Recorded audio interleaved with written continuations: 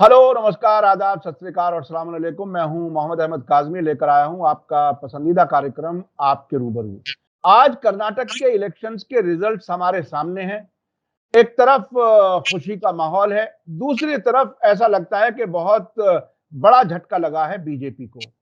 ये इतना बड़ा झटका है जिसके बारे में ये अब तक लोग कहते रहे हैं, जानकार लोगों का कहना है कि कर्नाटक इलेक्शन में अगर बीजेपी हारती है, तो इसके बाद उसके हारने का सिलसिला और तेज हो जाएगा और ये सिलसिला 2024 के लोकसभा इलेक्शन तक जारी रह सकता है। इस इलेक्शन में अब तक जो कुछ रिजल्ट हैं हम इस वक्त तकरीबन 4 बजे रिकॉर्डिंग कर रहे हैं। आज ही हम आपको ये दिखाएंगे।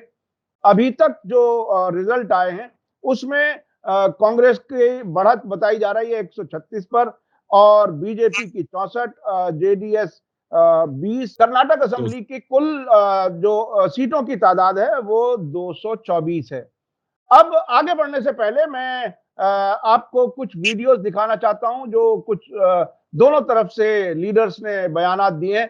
पहले वो सुन लीजिए, उसके बाद मैं डॉक्टर तस्लीम रहमानी साहब से बात करूंगा। मैं कर्नाटक की जनता को, कर्नाटक में कांग्रेस पार्टी के सब कार्यकर्ताओं को, सब नेताओं को और जो हमारे सब नेताओं ने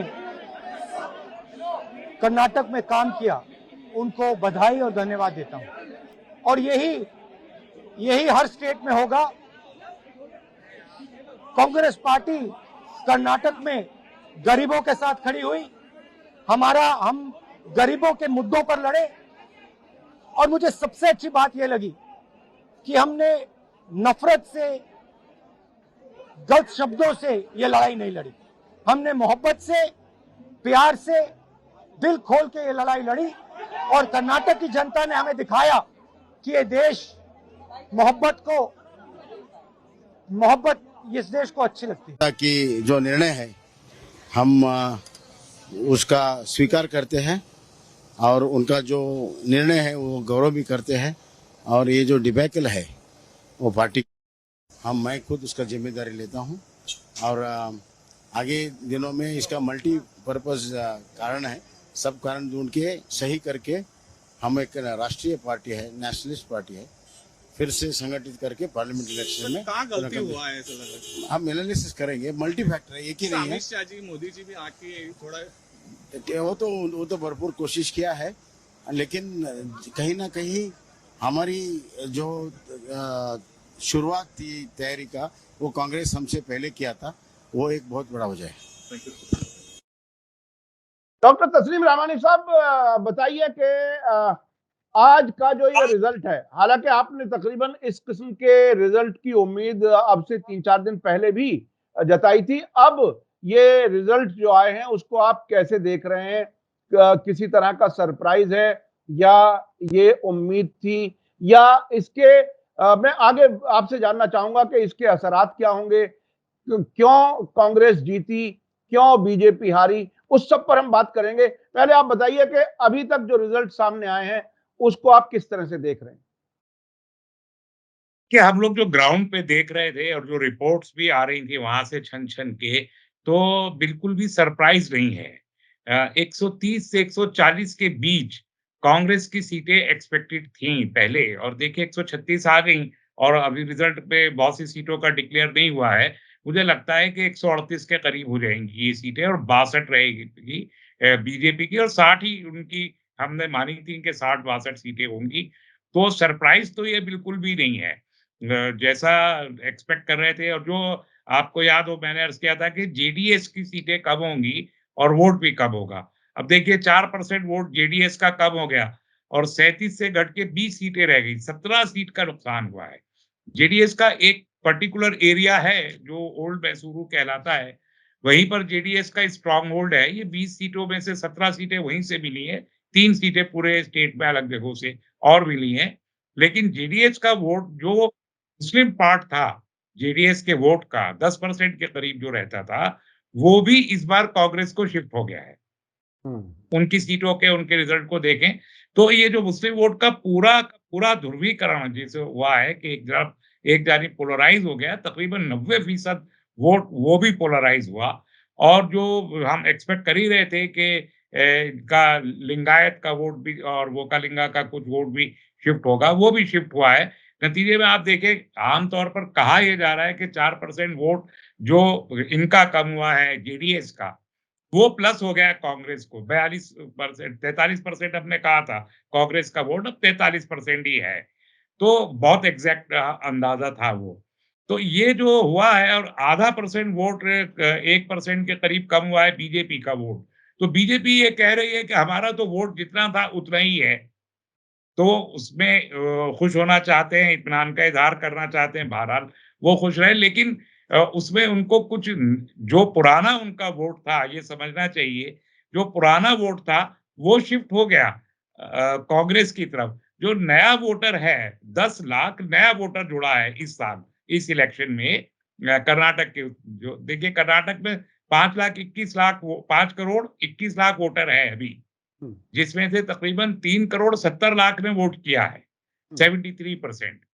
तो उसमें जो ये 10 बहुत लाख बहुत वोटर बढ़ा है। बहुत बहुत अरसे के बाद इतनी परसेंटेज सुनने में आई है साहब, इतनी अच्छी वोटिंग हुई है कर्नाटक की। इसमें इसमें कोई एक ये तो झलक रहा है कि लोगों में वोट डालने का शौक था और वोट डाल करके वो किसी को जिताना और किसी को हराना चाहते थे। ये चीज तो सामने आई। जी, आप अपनी देखिए बात आप। 73% वोट सबसे ज्यादा वोट है अब तक जो भी जितने भी इलेक्शन हुए हैं उसमें हाईएस्ट पोलिंग इसी इलेक्शन में हुआ है।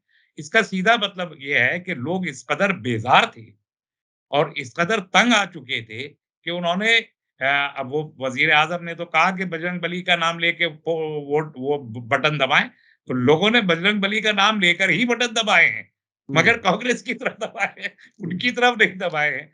ये हुआ है। लेकिन इसमें एक बड़ी बात ये है कि ये 73% पोलिंग तो हुआ और इसमें जो 10 लाख वाला फैक्टर है वो शायद बीजेपी की तरफ जाके उनका वोट कंपेंसेट हुआ हो कुछ वोट, लेकिन जो मुस्लिम वोट है, उसका जो वो एटीट्यूड है, वो बहुत मायूस-कुन है। इस नुक्ता-ए-नज़र से कि जब 73% स्टेट पोल कर रहा है, तो मुस्लिम कॉन्स्टिट्यूएंसीज़ को अगर आप उठा के देखेंगे, तो वहाँ 50-55% ही पोलिंग हुआ है। कहीं 48% भी हुआ है। तो ये जो मायूसी मुसलमानों के अंदर है, ये भी मुनासिब नहीं है। हमने आपके पिछले प्रोग्राम में भी अपील की थी कि मुसलमान जाएँ और बड़ी तादाद में वोट करें। अब आप देखिए इस वक़्त जो टोटल वोट है 5 करोड़ 21 लाख, मुसलमानों की कुल आबादी 6.5 करोड़ की आबादी है कर्नाटक की। उसमें मुसलमानों की 13% कुल आबादी 80 लाख के करीब है। 65 लाख उसमें वोट है। वो 65 लाख में से कुल 35 ही लाख वोट पोल हुआ है और 35 लाख का 30 लाख के करीब चला गया कांग्रेस पार्टी की तरफ। ये स्टैटिस्टिक्स आज के अभी के हैं। अब सोचना ये है कि 1 करोड़ 65 लाख वोट मिला है कांग्रेस को। 1 करोड़ 65 लाख वोट अब तक मिला है। उसमें से मुस्लिम वोट 30 लाख। हम्म, तो अब आप 1 करोड़ 65 लाख में 30 लाख वोट अगर आपका होगा और आपका 35 लाख वोट पोल ही नहीं हो रहा है, हम्म, तो ये तो बहुत ही गलत बात होगी ना। आप कांग्रेस के पास जब आप जाएँगे कुछ भी का बात कहने के लिए तो कहता आप वोट तो डालते नहीं हैं। हम्म, मुतालबा आप ये सब करते हैं। तो ये जो एपैथी है, अच्छा अब कर्नाटक में ये हुआ कि आपने खुद जाके वोट नहीं डाला। यूपी में आज आज ये हुआ, पहले रामपुर में भी के इलेक्शन में भी और आज भी हुआ कि वहाँ जो नगर निगम के इलेक्शन हो रहे हैं, उसमें मुसलमानों को वोट डालने से एडमिनिस्ट्रेशन ने रोक दिया। तो आप अपने वोट को इस तरीके से अगर यूज़लेस करेंगे, तो डेमोक्रेसी में आप स्टेक्स हैं, वो कमज़ोर पड़ जाएँगे। तो ये बात मुसलमानों को समझनी चाहिए कि आपका वोट परसेंट भी अगर 65 लाख वोट आपका था, तो कम से कम तो 40 लाख वोट आपका पड़ना ही चाहिए था, हम्म, मिनिमम, जो नहीं पड़ा। ये हम्म, एक मायूस कुन बात है, जिसे इस तमाम खुशी के आलम में भी देखना चाहिए। बहरहाल फिर भी हम्म, 13 सिर्फ टिकट दिए थे कांग्रेस ने, 9 जीत गए और 4 जो हैं वो हार गए हैं। हम्म। तो ये अभी तक की एक सूरत-ए-हाल है।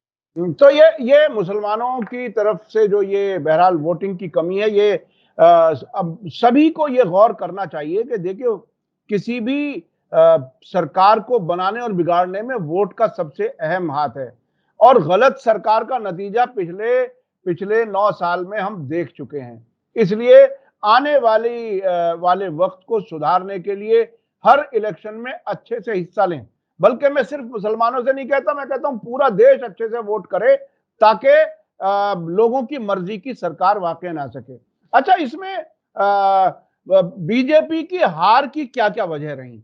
हम कांग्रेस पे बाद में बात करेंगे। क्या ऐसे इश्यूज थे जिसकी वजह से लोग अट्रैक्ट नहीं हुए और लोगों ने फिर भी कांग्रेस को चुना? देखिए 2 ही वजह हैं खास तौर पर। एक वजह तो इनका करप्शन है, जिसकी एंटी इनकम्बेंसी हुई, डिलीवरी नहीं हुई, जो कुछ इन्होंने वादे। दूसरा जो सबसे बड़ा है, जो एटीट्यूड कम्युनल एटीट्यूड शो किया, वो बहुत एग्रेसिव था। एग्रेसिव कम्युनलिज्म ने बीजेपी को नुकसान पहुंचाया। वो जिसे अपनी कामयाबी और जिसे ये समझते थे, ये जो बीजेपी बार-बार कहती है ना बीजेपी के लोग, हम 80% हिंदू हैं, हम 80% हिंदू हैं। दिमाग की जो ये खराबी है, ये कुछ ज़्यादा हावी हो गई है बीजेपी की लीडरशिप के ऊपर। और तीसरी बात ये कि बीजेपी के पास स्टेट में लोकल लीडरशिप कोई बची नहीं है। सारी की सारी नेशनल लीडरशिप थी, जो वहाँ पे जाके काम कर रही थी। एक और बड़ा फैक्टर आप ये देखिए कि जहाँ बीजेपी के लीडर यानी खुद वज़ीर-ए-आज़म, वज़ीर दाखिला और बीजेपी के प्रेज़िडेंट, नेशनल प्रेज़िडेंट, यही तीनों कैंपेन कर रहे थे और कोई नहीं कर रहा था। और ये क्या कर रहे थे? ये बहुत बड़ी-बड़ी करोड़ रुपए की महा रैलीज़ कर रहे थे, रोड शो कर रहे थे। जिसमें रोड शो का मतलब होता है कि आपका पब्लिक इंटरैक्शन नहीं होगा। हुँ, आप किसी एक बहुत ही महँगी सी लाखों रुपए की, करोड़ों रुपए वाली किसी गाड़ी में बैठे होंगे, ऊपर से हाथ हिला रहे होंगे, फूल फेंक रहे होंगे, कोई पब्लिक इंटरैक्शन नहीं होगा। हुँ, इसके बरक्स कांग्रेस ने जो स्ट्रैटेजी अपनी नेशनल लीडरशिप के लिए ली, वो बहुत यूनिक है और बहुत इफेक्टिव साबित हुई। यानी राहुल गांधी के कोई बहुत ज़्यादा बड़े रोड शो दिखाई नहीं दिए, कोई बहुत बड़ी पब्लिक रैलीज़ दिखाई नहीं दी, लेकिन राहुल गांधी किसी रेस्टोरेंट पे बैठे हुए दिखाई दिए। आम आदमी के बीच बैठे हुए उससे कनेक्ट कर रहे थे। वो किसी की बाइक के किसी वेंडर की बाइक पे बैठे हुए पीछे और उसके साथ ट्रैवल कर रहे थे। वो अवाम के साथ मूव कर रहे थे। तो ये जो कांग्रेस ने स्ट्रेटेजी अपनाई डायरेक्ट लीडरशिप को अवाम से कनेक्ट करना, उसका फ़ायदा हुआ और ये जो है राजा महाराजा की तरह से बग्घी पे बैठ के महाराजा वाली और हाथ हिलाते हुए गुज़र गए। तो और उसमें बैंगलोर में तो बहुत ज़्यादा गुस्से का इज़हार किया। जितनी परेशानी हुई कि वज़ीर-ए-आज़म का रोड शो हो रहा है, तो अब उसमें सारे रास्ते बंद हैं और गर्मी का मौसम है, कहीं लोगों को एक सड़क क्रॉस करने तक का मौका नहीं मिला। तो लोग उससे नाराज़ बहुत हुए, नाराज़गी का इज़हार भी किया गया। हुँ, तो ये जो 3-4 चीज़ें हैं, ये बहरहाल बीजेपी के खिलाफ गई हैं कि लोकल लीडरशिप नहीं है, नेशनल लीडरशिप ने पब्लिक से इंटरैक्ट नहीं किया, करप्शन है और सबसे बड़ा मुद्दा इनका हाइपर कम्युनलिज़्म। हिंदू-मुस्लिम की जो इन्होंने चलाई, तो एक चीज़ खुल गई कि जैसे साउथ और नॉर्थ का मिज़ाज हालाँकि बिल्कुल अलग है, लेकिन नॉर्थ अगर साउथ में 5 स्टेट और 2 यूनियन टेरिटरीज़ हैं, सब में खत्म हो गई, सातों जगह से खत्म हो गई आज बीजेपी। और नॉर्थ में अगर आप वो करेंगे भी, तो जहाँ आप करते हैं हिंदू-मुसलमान, वहाँ ऑलरेडी आप सैचुरेटेड है। आपको कोई फ़ायदा होने की उम्मीद नहीं है। मसलन गुजरात की 26 सीटें जीती हुई है बीजेपी। अब हुँ, आप कर लें हिंदू-मुस्लिम तो क्या करेंगे? 27 तो नहीं हो जाएँगी ना वो। 25 बिल्कुल। सीटें जयपुर के राजस्थान की आप ऑलरेडी जीते हुए हैं। तो आप हुँ, चाहे जितना हिंदू-मुस्लिम कर लें, वो भी 25 की 26 नहीं होंगी। अब यूपी में ऑलरेडी 80 में से 65 जीते हुए हैं आप। आप हुँ, बढ़ा नहीं सकते उसको, है हुँ, ना? अब बिहार में आपके हाथ में कुछ बचा नहीं है, बंगाल में आपके हाथ में कुछ बचा नहीं है। कर्नाटक के लोगों ने रिजेक्ट कर दिया हिंदू-मुस्लिम का एक बात। यानी हिंदू मुस्लिम का पोलराइजेशन का मुद्दा रिजेक्ट कर दिया गया। अब इसका इम्पैक्ट नहीं रहा। बीजेपी को ये बात समझ लेनी चाहिए। दूसरी बात, वजीर आजम को तो पूरी कौम से माफी मांगनी चाहिए हुँ, कि आपने जिस तरीके से गैर कानूनी तौर पर सिर्फ वोट हासिल करने की गर्ज से एक सियासी जलसे में मजहबी अवतारों के नाम पर नारेबाजी की, वो गैर कानूनी था और आपकी मुट्ठी खुल गई। जो बीजेपी कहा करती थी कि हमारा तो सबसे बड़ा वोट कैचर हमारा वजीर आजम है, तो अब वजीर आजम की 30 रैलीज हो गई, वहां 30 रैलीज हुँ, हुँ, देखिए ज़रा कितनी है। 30 हुँ, रैली के बाद आपका जो है आपकी 60 सीटें रह गई। यानी आप जो है 25% सीटें मुश्किल से जीत पाए। इससे मतलब ये 2008 वाली परफॉर्मेंस है जो बीजेपी ने आज दी है। तो वज़ीर-ए-आज़म की मुट्ठी खुल गई। वोट कैचर की हैसियत से। अमित शाह जी की जो चाक नीति को चाणक्य वो कहा करते थे, वो मुट्ठी खुल गई कि इतने बड़े चाणक्य भी नहीं। हम तो हमेशा से कहते थे कि ये चाणक्य नहीं है, लेकिन अब लोगों को भी दिखाई दे गया कि ये चाणक्य नहीं है।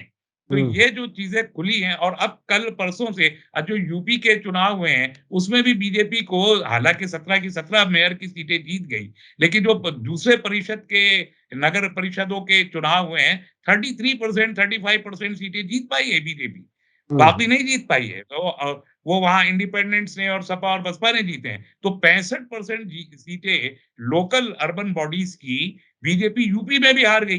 तो अब कल और परसों से बीजेपी के अंदर जो खलफिशार मचना शुरू होगा, वो किस किस्म का होता है, ये देखना बड़ा दिलचस्प होगा। अच्छा, एक बहुत पहले, अभी ताजा तो बहस में नहीं था, लेकिन एक बार बीच में तकरीबन 1.5-2 साल पहले एक ये बहस हुई थी कि हो सकता है कि 2024 से पहले प्राइम मिनिस्टर बदल दे बीजेपी। तो क्या ऐसे भी कोई इम्कान है, कोई ऐसा दूसरा लीडर रिजर्व में है, नंबर 2 जिसे कहा जा सकता हो कि कोई, चूंकि अब से पहले अलग-अलग राज्यों में बीजेपी की स्ट्रेटेजी ये रही है कि एंटी इनकम्बेंसी से बचने के लिए लीडर्स को बदल दिया जाता है, कैंडिडेट्स को बदल दिया जाता है ताकि नया चेहरा ले जाया जाए, अब उसके नाम से धोखा दे करके वोट ले लिया जाए। क्या बीजेपी उस लाइन पर सोचेगी कुछ? देखिए, असल में मसला यही हुआ है कि नरेंद्र मोदी जी ने और अमित शाह ने बीजेपी और आरएसएस दोनों में अपना कद इतना बड़ा कर लिया है और अपने आप को ऐसा नाकाबिले शिकस्त किरदार बना के पेश किया है कि ये ईंट हिलाते हुए हर एक को अभी बीजेपी में भी डर लगेगा। और हफ्स बहुत है, सफोकेशन लीडरशिप के अंदर बहुत है कि हम इनके खिलाफ बोल नहीं सकते। तो ये स्ट्रेटेजी जो उत्तराखंड में उन्होंने चेहरा बदला था बिल्कुल आखिर के ज़माने में, पुष्कर सिंह धामी को लेकर आए थे और इस तरीके से हरियाणा में भी किया था। लेकिन अभी मुझे सेंटर में ऐसा करने के आसार दिखाई नहीं देते और ये किया खुद वज़ीर-ए-आज़म ने है और यही मैं आपसे अर्ज़ कर रहा हूँ कि अभी ये चेहरा बदले या ना बदले, बदलने के कोई आसार नहीं है।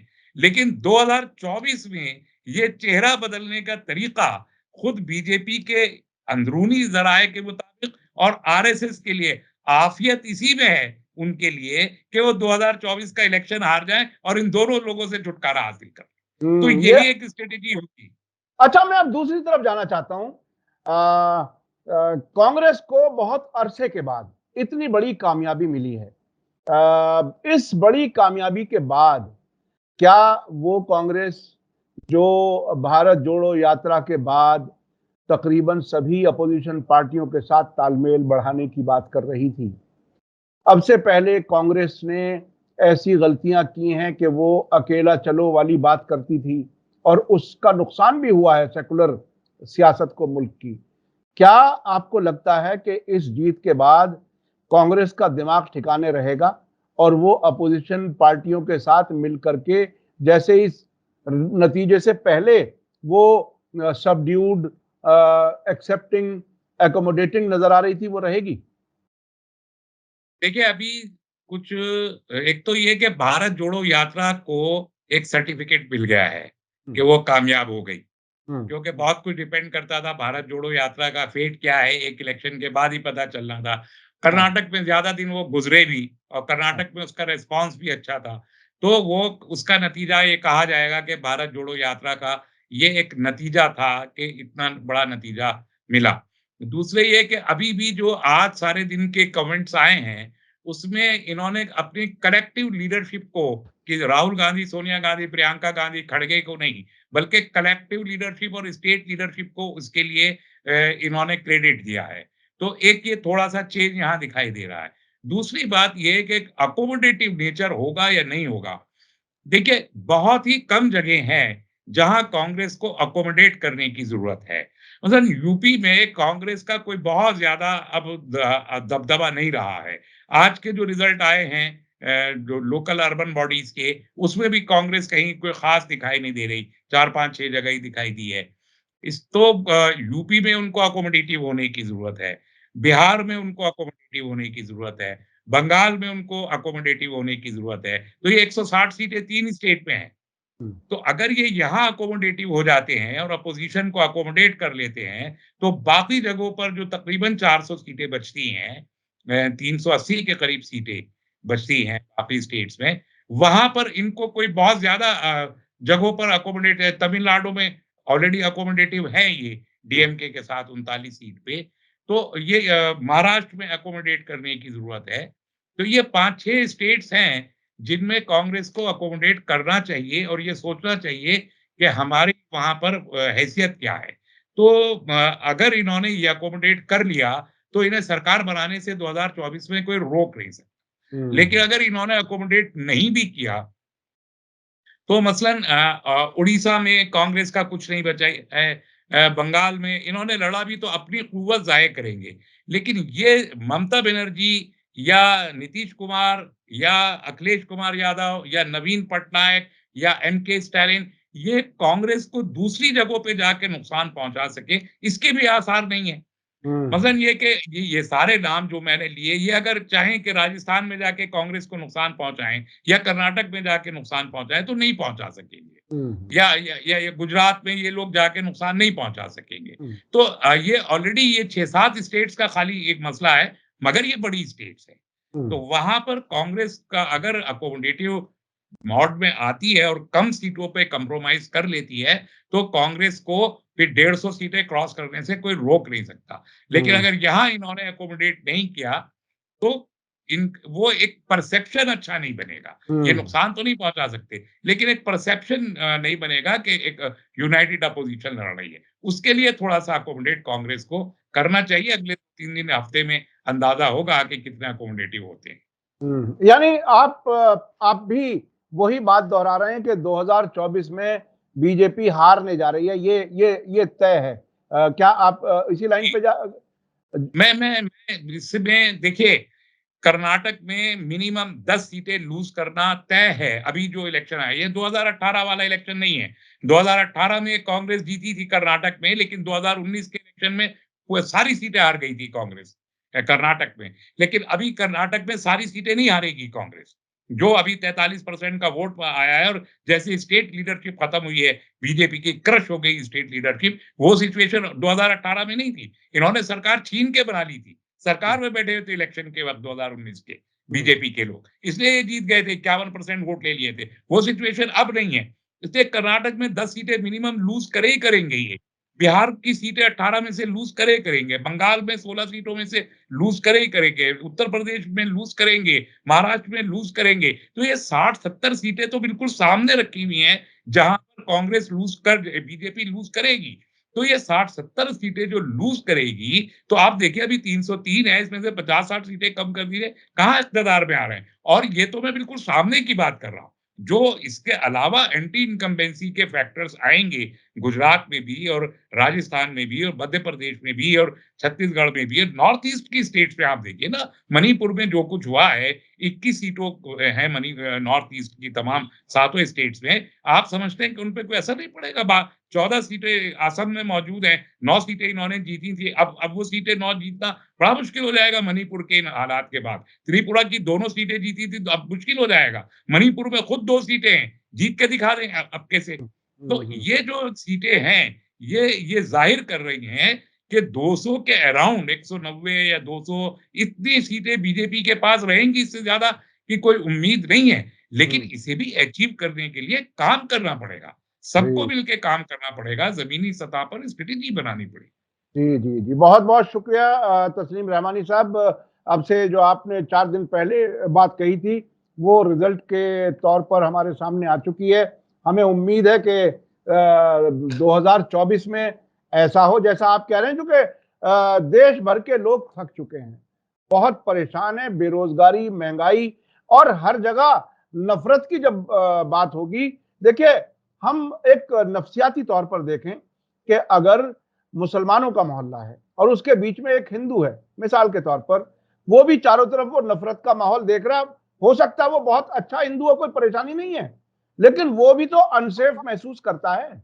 जिस तरह से मुसलमान अनसेफ महसूस करता है हिंदुओं के बीच में रह करके ऐसे माहौल में, तो ये अगर पड़ोसियों के साथ हमारा अच्छा रिश्ता ना रहे और हम भूखे भी हों, हमारे पास रोजगार भी ना हो और हम बस आसमान को देखें या कभी मंदिर के लिए आवाज आ जाए, कभी हनुमान की बात आ जाए, तो ऐसे तो जिंदगी नहीं चलती ना।